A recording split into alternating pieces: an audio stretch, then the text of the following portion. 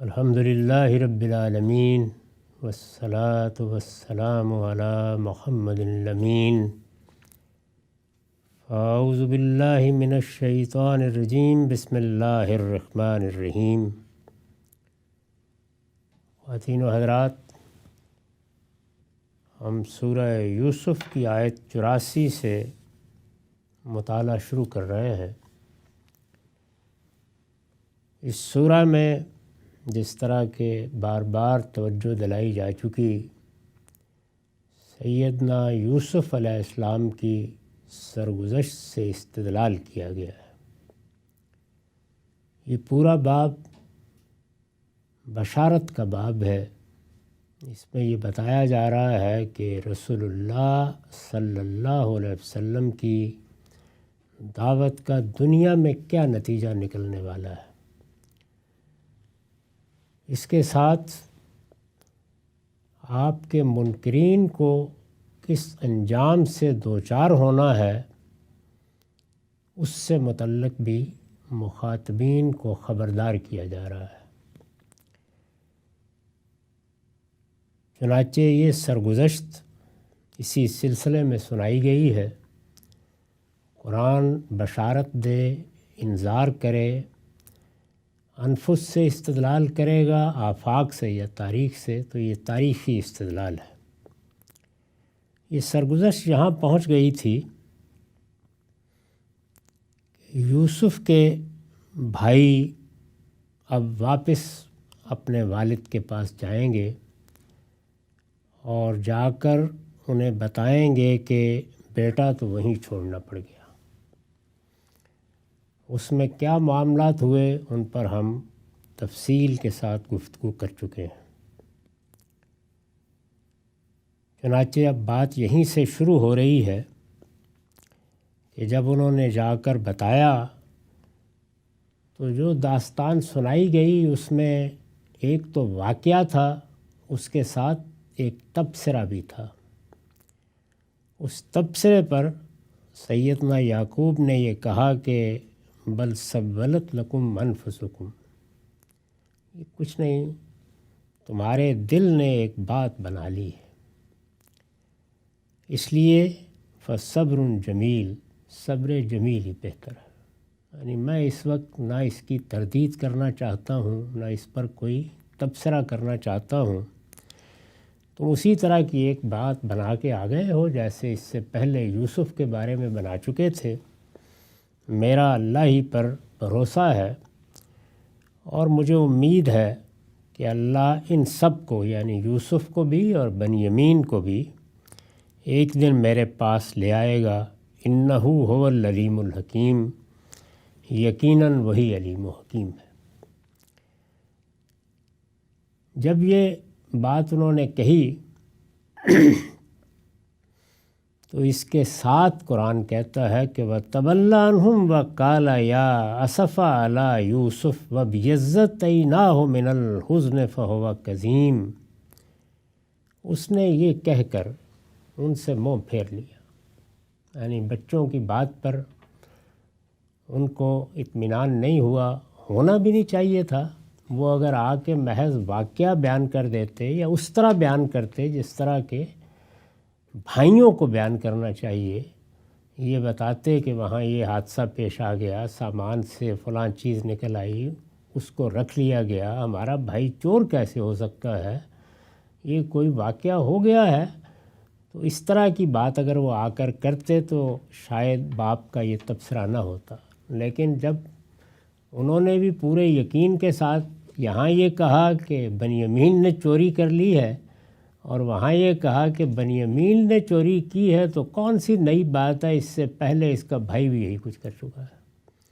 تو اس پر سیدنا یعقوب نے وہ تبصرہ کیا اور پھر منہ پھیر لیا۔ وَتَوَلَّىٰ عَنْهُمْ، اور یہ کہا کہ ہائے یوسف، یعنی ان کو بنیامین کے اس واقعے کے بعد اب پھر یوسف یاد آ گئے۔ اس پر میں نے لکھا ہے، اس وقت اگرچہ بنیامین کا معاملہ تھا مگر یعقوب علیہ السلام نے یوسف ہی کو یاد کیا، یعنی حادثہ تو یہ ہوا کہ دوسرا بیٹا اور یہ چھوٹا ہے وہ اب کہیں پردیس میں رہ گیا ہے، یہ واپس نہیں لا سکے، کیا ہوگا کیا نہیں ہوگا، لیکن ان کی زبان سے جو الفاظ نکلے وہ یہ تھے کہ یا اسف علی یوسف، ہائے یوسف۔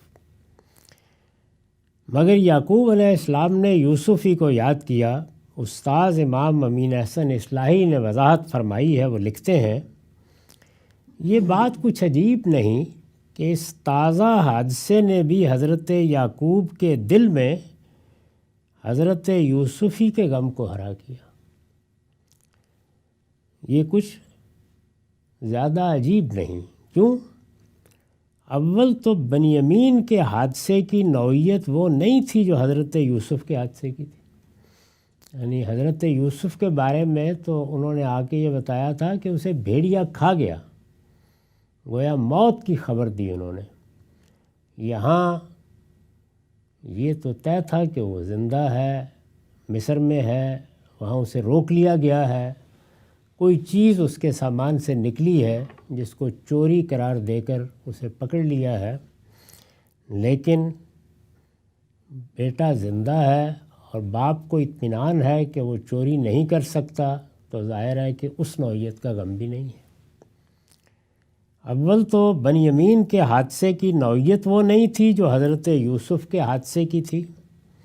ثانیاً حضرت یعقوب کو حضرت یوسف سے جو دلبستگی تھی وہ صرف بیٹے ہونے کے سبب سے نہیں تھی، بلکہ اس میں اصلی دخل ان کی ان اعلیٰ صلاحیتوں کو تھا جن کی بنا پر حضرت یعقوب ان سے اس درجے محبت کرتے تھے کہ وہ اپنے بھائیوں کے محسود بن گئے۔ یہ چیز بھی بالکل فطری ہے، اولاد یکساں ہوتی ہے، لیکن اگر اولاد میں کسی بیٹے یا بیٹی میں غیر معمولی محاسن ہیں، اخلاقی لحاظ سے بہت بلندی ہے، علم دانش میں اللہ تعالیٰ نے وافر حصہ عطا فرمایا ہے، تو یہ بڑی فطری بات ہے کہ اس کی طرف میلان بھی ہوگا، محبت بھی ہوگی، اس کا زیادہ اظہار بھی ہوگا۔ یہی چیز دوسرے اعزاء اقربا کے معاملے میں بھی ہوتی ہے۔ اگر کسی استاد کے تلامذہ ہیں تو ان میں بھی یہ فرق ملحوظ ہوگا۔ ایک تعلق یا رشتہ جو اللہ تعالیٰ بنا دیتا ہے اس میں تو سب یکساں ہوتے ہیں، اور اس رشتے کی نوعیت وہی ہے، جیسے ہم کہتے ہیں کہ خلقت کے لحاظ سے سب انسان برابر ہیں، لیکن انسانوں میں اللہ تعالیٰ نے بڑا تفاوت رکھا ہے، صلاحیتوں کا تفاوت ہے، مزاج اور افتاد طبع کا تنوع ہے، اور معلوم نہیں اور کیا کیا امتیازات کی چیزیں ہیں جس کو قرآن نے اس طرح بیان کیا ہے کہ ہم نے جب تمہارے درمیان اس دنیا کی زندگی کے حالات تقسیم کیے ہیں تو ایک کو دوسرے پر کچھ درجے بھی دے دیے۔ یہاں بھی یہی تھا کہ وہ اپنے تمام بھائیوں کے محسود بن گئے۔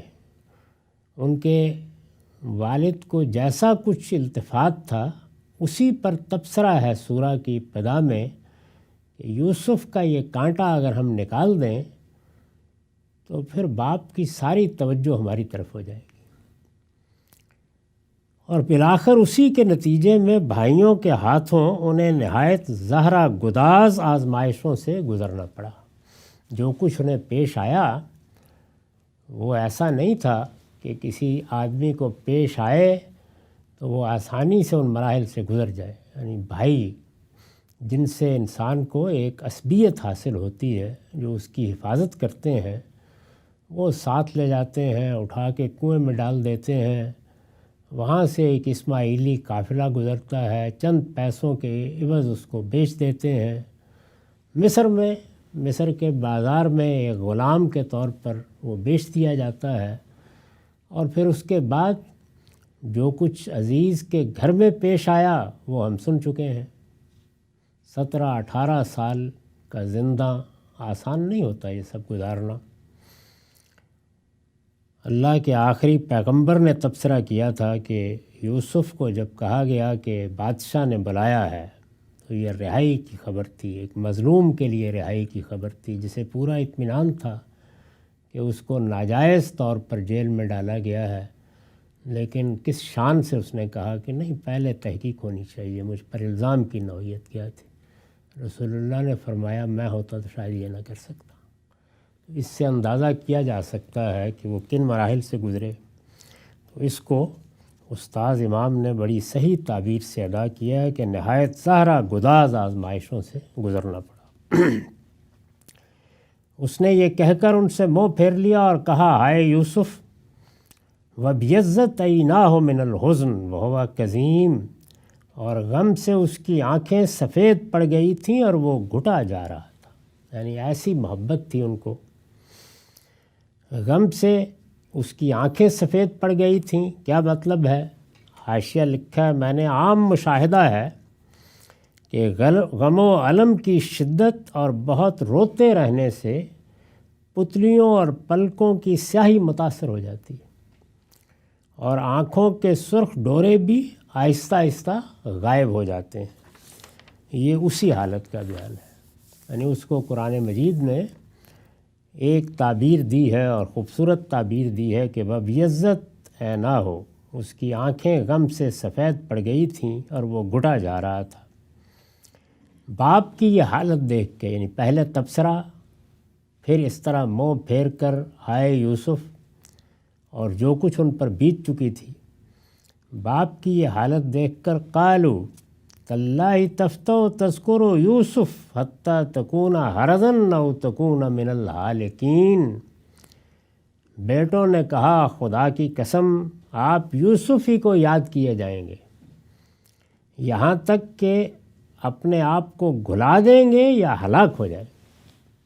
اس تبصرے میں جو لب و لہجہ ہے، جس طرح کا تعصف ہے اس صورتحال پر کہ سب کچھ کر کے بھی ہم کامیاب کہاں ہوئے ہیں، یعنی باپ کا دل تو پہلے سے بھی زیادہ وہیں لگا ہوا ہے۔ تو اس پر میں نے لکھا ہے کہ یہ بظاہر ہمدردی کا جملہ ہے، مگر غور کیجئے تو اس میں بھی وہی جذبہ حسد کار فرما ہے جو ان کے تمام اقدامات کا باعث ہوا۔ قرآن مجید نے اس کو کئی پہلوؤں سے بیان کیا ہے اور کئی جگہوں پر بیان کیا ہے کہ بڑی بیماریوں میں سے شاید سب سے بڑی بیماری جو تعلقات کو متاثر کرتی ہے، معاشرت کو متاثر کرتی ہے، فرد کی اپنی نشو و نما پر اثر انداز ہوتی ہے، اس کو ذہنی مریض بنا دیتی ہے، وہ حسد ہے۔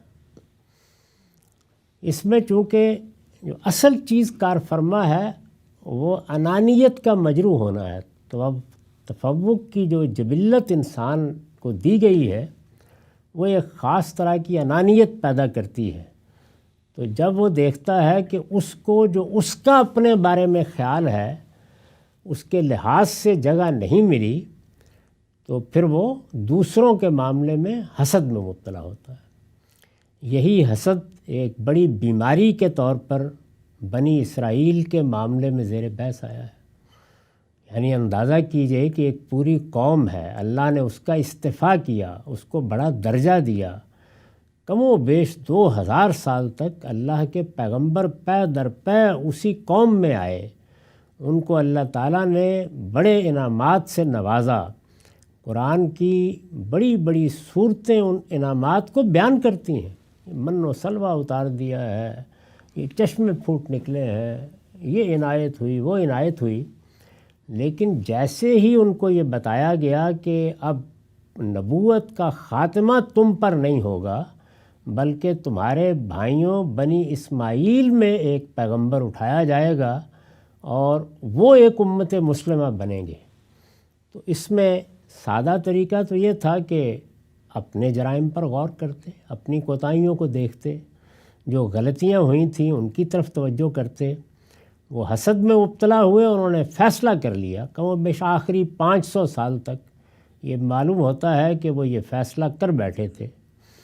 آخری 500 سال میں نے اس لیے کہا کہ ہیکل کی پہلی تباہی کے بعد عزیر علیہ السلام نے واپس آ کر کم و بیش 500 قبل مسیح میں تورات کو دوبارہ ترتیب دیا ہے اور ان کی ایک لحاظ سے تعمیر نو کی ہے۔ تو یہ زمانہ ہے ان کا جس میں اب وہ آگے بڑھنے والے تھے، تاہم انہوں نے ساری قوت اسی پر صرف کر دی کہ آنے والے پیغمبر کا نام و نشان ہم نے یہاں باقی نہیں رہنے دینا۔ تو حسد کا جذبہ اس طرح فرما ہوتا ہے۔ یہی صورتحال کم و بیش رسول اللہ کو پیش آ گئی ہے۔ یعنی جو بنیادی اعتراض ہے وہ کیا ہے؟ لولا نزل ھذا القرآن علی رجل من القریتین عظیم، یعنی یہ تو ہمارے یہاں جو قریش کے خاندان ہیں ان میں غربا میں سے ہیں، جو بڑے بڑے سردار ہیں وہ طائف میں بھی ہیں، مکے میں بھی ہیں، ان میں سے کسی بڑے آدمی پر قرآن نازل ہونا تھا تو ہو جاتا۔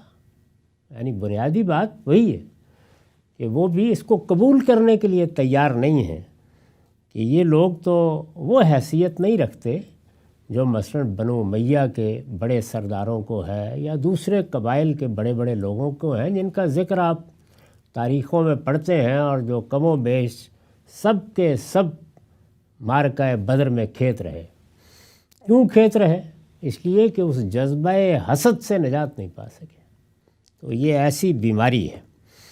میں نے اس لیے توجہ دلائی کہ قرآن مجید جو سرگزشت بھی سنا رہا ہے اس میں ایک تو اس سرگزشت کا بنیادی ہدف ہے قریش کے سامنے ایک آئینہ رکھ دینا کہ تمہارے ساتھ کیا ہونے والا ہے اور محمد الرسول اللہ کس نتیجے کو دیکھنے والے ہیں۔ ایک تو یہ پہلو ہے، لیکن خود اس سورہ کے اندر بہت سے حقائق ہیں جن کی طرف میں توجہ دلا رہا ہوں، اور بڑے بے مثال حقائق ہیں۔ یعنی انسانی نفسیات کی باریکیاں، انسان پر گزرنے والے احوال، عزیمت اور رخصت میں کیا طریقے انسان کے امتیاز کا باعث بنتے ہیں، باتوں کی تہ تک کیسے پہنچا جاتا ہے، خوابوں کی کیا حقیقت ہے، معلوم نہیں کیا کیا غوامض و اسرار ہیں جو اس سورہ میں بیان ہوئے۔ تو یہ حسد کا جذبہ ہے جس کی وجہ سے یہ جملے بھی اس وقت ان کی زبان سے نکلے ہیں۔ یہ بظاہر جو میں نے جملے آپ کو سنائے یہ بظاہر ہمدردی کا جملہ ہے، مگر غور کیجئے تو اس میں بھی وہی جذبہ حسد کار فرما ہے جو ان کے تمام اقدامات کا باعث ہوا۔ یعنی یوسف کو پہلے کچھ تنگ کرنے، پھر گھر سے نکالنے، پھر جا کر کنویں میں ڈالنے تک جو کچھ بھی ہوا اس میں یہی جذبہ کار فرما ہے۔ ان کا خیال تھا کہ یوسف کو ٹھکانے لگا کر وہ باپ کی تمام توجہ حاصل کر لیں گے، لیکن انہوں نے دیکھا کہ اس کے نتیجے میں جو کچھ انہیں حاصل تھا وہ بھی ان سے چھن گیا ہے۔ اور ہمیشہ یہی ہوتا ہے، یعنی باپ نے بھی، اگر باپ خاص طور پر یعقوب جیسا پیغمبر ہے تو یہ تو نہیں ہو سکتا کہ کوئی بے انصافی کی ہوگی۔ انصاف کا تعلق اور فطری محبت کا تعلق سب بچوں سے ہوتا ہے، لیکن جیسے ہی باپ نے ایک عادلانہ فیصلہ کیا ہے تو اس کے بعد یہ سب چیزیں اس طرح نمایاں ہو گئیں۔ لیکن انہوں نے دیکھا کہ اس کے نتیجے میں جو کچھ انہیں حاصل تھا وہ بھی ان سے چھن گیا ہے، اور باپ کا اس کے سوا کوئی کام ہی نہیں رہ گیا کہ جب تنہا ہوں یوسف کی یاد میں نالہ و فریاد کرتے رہے۔ یعنی ہوا کیا؟ یہ تو نہیں ہوا کہ باپ انہی کے ہو کر رہ گئے، اس کے بالکل برخلاف یہ صورت پیدا ہو گئی۔ تو یہ وہ چیز ہے جس نے یہ جملے کہنے پر انہیں آمادہ کیا ہے۔ بیٹوں نے کہا خدا کی قسم آپ یوسف ہی کو یاد کیے جائیں گے، یہاں تک کہ اپنے آپ کو گلا دیں گے یا ہلاک ہو جائیں گے۔ تو ان جملوں کے اندر ایک خاص طرح کی تعریض چھپی ہوئی ہے۔ قالوا تاللہ تفتأ تذکر یوسف حتی تکون حرضا او تکون من الہالکین قال انما اشکو بثی وحزنی الی اللہ وَعَالَمُ مِنَ اللَّهِ مَا لَا تَعْلَمُونَ۔ یعقوب نے سنا تو اس نے کہا، یعنی اپنے بیٹوں کا یہ تبصرہ سنا تو کہا میں اپنی پریشانی اور اپنے غم کا شکوہ اللہ ہی سے کرتا ہوں۔ یعنی مجھے تم سے کچھ نہیں کہنا، کچھ لینا دینا نہیں ہے۔ میں اگر غم میں مبتلا ہوں، میں اگر اس طرح رو دیتا ہوں، میں اگر اس طرح خلوت نشین ہوں، مجھے اگر یوسف ہی یاد آ رہے ہیں تو اس میں اگر کوئی شکوہ ہے تو اپنے رب سے، میں نے تم سے تو کچھ نہیں کہا۔ تم نے جو داستان آ کے سنا دی میں نے سن لی۔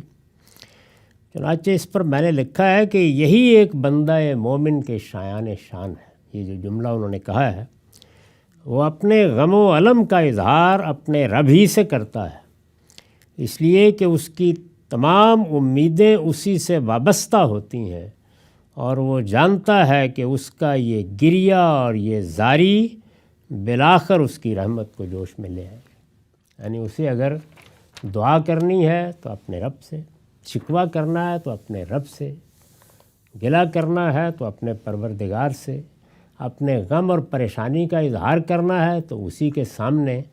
ایک بندہ مومن کا یہ تعلق ہونا چاہیے اپنے پروردگار سے۔ اس کے بعد پھر دنیا میں جزا فضا، ماتم، دوسروں کا گلہ، ہر موقع کے اوپر ایک داستان لے کے آپ بیٹھے ہوئے ہیں، فلاں نے یہ کر دیا، فلاں نے وہ کر دیا، یہ بے معنی باتیں ہو جاتی ہیں۔ یعنی آدمی کی پوری زندگی اس سے عبارت ہوتی ہے کہ وہ صحیح کرے گا، ہر مرحلے پر کوشش کرے گا کہ عدل و انصاف کے ساتھ اپنی زندگی بسر کرے، لیکن دوسری جانب سے کسی بے انصافی سے، غلط رویے سے سابقہ پیش آ جائے گا، اور یہ دنیا میں آتا ہے۔ اور اس میں یہ بھی سمجھ لینا چاہیے کہ ایسی آزمائشیں بھی آ جاتی ہیں کہ 17-18 سال کے لیے اٹھا کے آپ کو زندہ میں ڈال دیا ہے۔ اس میں کیا کیا شکوے دل میں پیدا نہیں ہوئے ہوں گے، لیکن ایک بندہ مومن یہ سمجھتا ہے کہ مجھے دنیا میں امتحان کے لیے بھیجا گیا ہے۔ دنیا میں بڑا حسن ہے، بڑا جمال ہے، اللہ تعالیٰ کے قدرت، حکمت، ربوبیت کی کرشمہ سازی ہے۔ اس سب کے باوصف یہ ہر جگہ پر ناقص ہے، ہر جگہ پر ناقص ہے، سوائے ایک چیز کے، دارالامتحان ہونے کے لحاظ سے آخری درجے میں کامل ہے۔ اس لیے کہ یہ بنائی اس لیے گئی ہے، اس میں جتنے نقائص ہیں وہ رکھے اسی لیے گئے ہیں کہ امتحان ہر جگہ، ہر پہلو، ہر مرحلے پر ہو سکے، کوئی چیز امتحان سے فرار کا ذریعہ نہ بن سکے۔ یعنی انسان کی کوئی تدبیر اس کو کمرہ امتحان سے باہر نہ لے جا سکے، یہ لحاظ رکھا گیا ہے اس دنیا کو اللہ تعالیٰ نے جیسے ترتیب دیا ہے۔ اس میں وہ دنیا کے جس میں اللہ تعالیٰ تمام نقائص کو دور کر دے گا اور اپنے کمال ہنر کا اظہار کرے گا، وہ آخرت کی دنیا ہے، جنت کی دنیا ہے۔ چنانچہ اس دنیا کی زندگی کو اس کی اس حقیقت ہی کے طور پر سمجھ کر اس سے متعلق رویے بھی اختیار کرنے چاہیے، اور وہ رویہ کیا ہے؟ وہ یہی ہے کہ میرا غم، میرا شکوہ میرے رب کے، میں تم سے کوئی بات نہیں کرتا۔ اور اس کے ساتھ اعتماد کتنا غیر معمولی ہے، وَعَلَمُ مِنَ اللَّهِ مَا لَا تَعْلَمُونَ، اور اللہ کی طرف سے وہ باتیں جانتا ہوں جو تم نہیں جانتے۔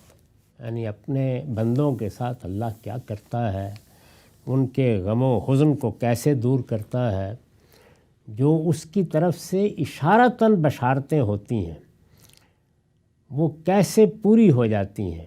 یہ میں نے عرض کیا ہے کہ جو خواب یوسف علیہ السلام کو آیا تھا، اور ابتدا میں اس سورہ کی ابتدا اسی خواب سے ہوئی ہے، انہوں نے سنا دیا تھا، وہ خواب سیدنا یعقوب نے سمجھ لیا تھا۔ یعنی اس خواب میں کیا بشارت دی گئی ہے واضح تھی۔ یہ اس فہم کا اعتماد ہے جس کا وہ اظہار کر رہے ہیں۔ مجھے معلوم ہے کہ میرے رب نے یوسف کے بارے میں کیا فیصلے کیے ہوئے ہیں، اس لیے کچھ نہیں ہوگا۔ تو میں جو جانتا ہوں وہ تم نہیں جانتے۔ اس کے بعد دیکھیے کہ جو اس کا باطن ہے اس کو کس خوبی سے قرآن نے بیان کیا ہے۔ یا بنی اذهبوا فتحسسوا من یوسف واخیہ ولا تیأسوا من روح اللہ انہ لا یئس من روح اللہ الا القوم الکافرون۔ میرے بیٹو جاؤ یوسف اور اس کے بھائی کی ٹو لگاؤ۔ بتا دیا انہوں نے کہ نہ مجھے یہ اطمینان ہے کہ اس کو بھیڑیا کھا گیا تھا، نہ اب کوئی ادنا درجے میں خیال ہے کہ بیٹے نے چوری کر لی ہے۔ جاؤ یوسف اور اس کے بھائی کی ٹو لگاؤ، لیکن یہ تبصرہ نہیں کیا کہ تم کیا کر رہے ہو، جاؤ تلاش کرو اور اللہ کی رحمت سے مایوس نہ ہو۔ یعنی اللہ تعالیٰ نے ہم پر رحمت ہی کی نوید دے رکھی ہوئی ہے، وہ ہمارے اوپر کرم فرمانے والا ہے۔ ہمارے باپ ابراہیم کو اس نے ایک ایسی قوم کے اندر سے نجات دی جس پر اللہ کا عذاب آیا، ہمیں یہاں آباد ہونے کا موقع دیا، پھر ہمارے اوپر پے در پے کرم فرمایا کہ ایک کے بعد دوسرا پیغمبر ہوتا چلا گیا۔ تو اللہ کی رحمت سے مایوس ہونے کی کوئی وجہ نہیں ہے۔ اس پر میں نے لکھا ہے کہ اس سے واضح ہے کہ یعقوب علیہ السلام کو جس طرح حضرت یوسف کے معاملے میں ان کے بیان کا یقین نہیں ہوا تھا، اسی طرح بنیامین کے معاملے میں بھی نہیں ہوا۔ یعنی انہیں پورا اطمینان ہے کہ یہ جو بات بنا رہے ہیں اس پر ان کا تبصرہ بھی تھا، سولت لکم انفسکم، یہ تمہارے دل نے ایک بات بنا لی ہے، باقی حقیقت یہ ہے کہ یوسف بھی میرے پاس نہیں ہے، بنیامین بھی نہیں ہے، لیکن اللہ کی رحمت سے مایوس نہ ہو۔ اس میں ان کو بھی دعوت ہے کہ تم جو کچھ کہہ چکے ہو وہ الگ ہے، لے آؤ گے تو میں یہی کہوں گا کہ بھائی بھائیوں کو ڈھونڈ کے لے آئے، جاؤ جا کے ٹو لگاؤ، اور اللہ کی رحمت سے مایوس نہ ہو۔ وَلَا يَئِسُ مِن رَوْحِ اللَّهِ إِلَّا الْقَوْمُ الْكَافِرُونَ، اللہ کی رحمت سے تو صرف منکر لوگ ہی مایوس ہوتے ہیں۔ یعنی کسی بندہ مومن کا یہ کام نہیں ہے کہ وہ رحمت سے مایوس ہو۔ اللہ تعالیٰ کی جو صفات ہم کو قرآن مجید سے معلوم ہوئی ہیں، وہ صفات ہمیں بتائی گئی ہیں۔ یعنی وہ صفات تو الوہیت کی صفات ہیں، ان کو ہم انسانوں پر قیاس نہیں کرتے، جانتے ہیں کہ لیسا کمثلہ شیء، کوئی چیز اللہ تعالیٰ کی مثال نہیں ہے، لیکن وہ صفات ہمیں بتائی گئی ہیں تو آخر اس لیے بتائی گئی ہیں نا کہ اس سے ایک تعلق ہمارے اور ہمارے پروردگار کے درمیان قائم ہو، تو اس لیے وہ ہمارے فہم کے مطابق ہوں گی۔ جب ہمارا پروردگار یہ کہتا ہے کہ میں عدل کرتا ہوں، تو اس کے ہاں عدل کیا ہے وہ جانے، وہ ہمیں اطمینان دلا رہا ہے کہ ما انا بظلام للعبید، تو ہمیں اطمینان رکھنا چاہیے کہ جس چیز کو ہم ظلم کہتے ہیں وہ ظلم ہم پر نہیں ہوگا ہمارے پروردگار کی طرف سے، اور جس کو ہم عدل کہتے ہیں وہ عدل ہوگا، اور صرف عدل ہی نہیں ہوگا بلکہ اس کی رحمت، اس کا کرم انسانوں کا احاطہ کرے گا۔ تو یہ سب چیزیں ہمارے لحاظ سے کہی گئی ہیں اور ہمیں اپنے ہی لحاظ سے سمجھنی ہوتی ہیں۔ تو انہوں نے کہا کہ اللہ کی رحمت سے تو صرف منکر لوگ ہی مایوس ہوتے ہیں، یعنی جو یا تو اللہ کو مانتے نہیں، اور یا پھر جیسے کہ فلاسفہ وغیرہ نے مان رکھا ہوتا ہے کہ ہے کوئی علت العلل، کوئی محرک اول جس نے دنیا کو بنا دیا اور اب اس سے غیر متعلق ہے۔ پورے قرآن میں اللہ تعالیٰ کی صفات بیان کر کے بہت سے واقعات سے استشہاد کر کے یہ بتایا گیا ہے کہ تمہارے پروردگار نے ایسا نہیں ہے کہ بس تخلیق کا عمل ہو گیا اور وہ کہیں جا کے سو گیا، وہ ہر لحظہ نگران ہے، ایک ایک چیز تمہاری دیکھ رہا ہے، اور تمہارے ساتھ اس کا وہی تعلق ہے جو ایک زندہ ہستی کا ہوتا ہے، وہ حی و قیوم ہے۔ تو یہ بتایا ہے اللہ کی رحمت سے تو صرف منکر لوگ ہی مایوس ہوتے ہیں۔ بڑا پیغام ہے اس میں، یعنی ہر شخص کو یہ بتایا گیا ہے کہ وہ اگر اپنے رب کے ساتھ سچا تعلق رکھتا ہے تو اسے کبھی کسی مرحلے پر بھی، یعنی بڑے سے بڑا گناہ کر کے بھی، بڑے سے بڑی نیکی کر کے بھی، بار بار اللہ کی نافرمانی کا ارتکاب ہو جائے تب بھی اللہ کی رحمت سے کبھی مایوس نہیں ہونا چاہیے، اس لیے کہ یہ مایوسی ہے جو شیطان کا سب سے بڑا ہدف ہے، وہ پیدا ہی یہی کرنا چاہتا ہے۔ اسے یہ معلوم ہے کہ یہ مہلت، زندگی کی مہلت جو مجھے آپ کو ملی ہے، اس میں آخری دن کی توبہ بھی مؤثر ہو جانی ہے، تو اس لیے وہ چاہتا ہے کہ انسان کو مایوس کر دے۔ تو کبھی مایوس نہیں ہونا چاہیے بلکہ اپنے رب پر بھروسہ رکھ کے زندگی میں جو اقدام بھی کرنا ہے کرنا چاہیے۔ اس میں کامیابیاں بھی ہوں گی، ناکامیاں بھی ہوں گی، لیکن اگر سچا تعلق ہے تو پورا اطمینان رکھیے کہ ناکامیوں اور پے در پے ناکامیوں کے آخر میں بھی کامیابی ہو جائے گی، اور اسی دنیا میں ہوتی ہے۔ صرف یہ ہے کہ جو ہم نے سوچا ہوتا ہے کہ وہ کامیابی اس شکل میں ہو، بعض اوقات اس کی صورت تبدیل ہو جاتی ہے۔ تو اس وجہ سے بڑی صحیح بات انہوں نے فرمائی کہ اللہ کو مانتے ہو تو پھر کبھی اس کی رحمت سے مایوس نہیں ہونا چاہیے۔ اقول قولی ھذا واستغفر اللہ لی ولکم۔